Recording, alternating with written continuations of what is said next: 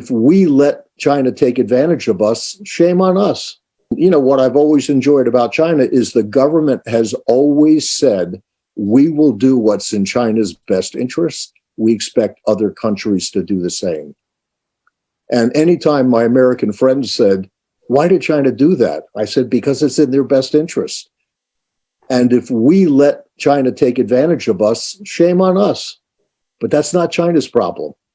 But the core point I'd like to close with is the US faces enormous challenges. 90% of them are self-inflicted. They have nothing to do with China.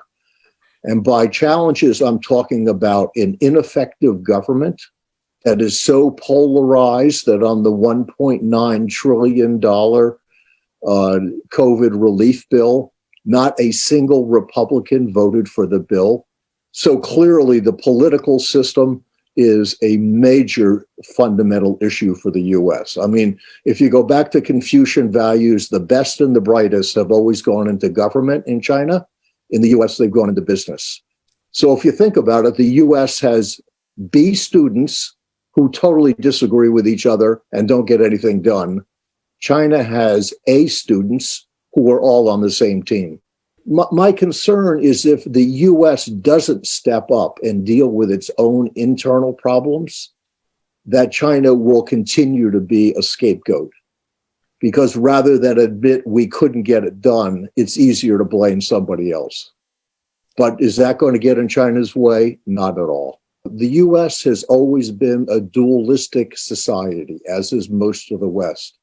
And by dualistic, I mean a bias towards finding good and bad, winners and losers, a zero-sum game mentality. That is baked deeply into the culture of the competitive American environment.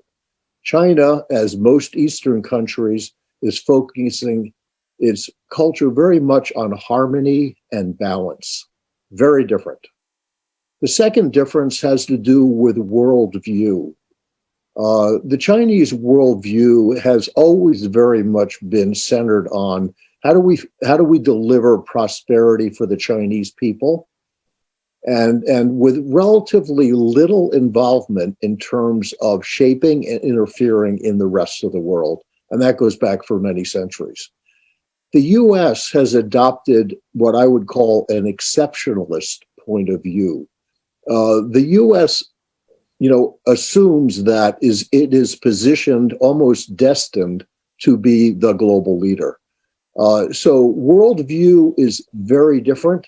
I agree with Professor Sachs that the US view of exceptionalism is a very dated view and out of sync with the reality today, where it needs to instead to recognize China and respect China as a co-equal player globally.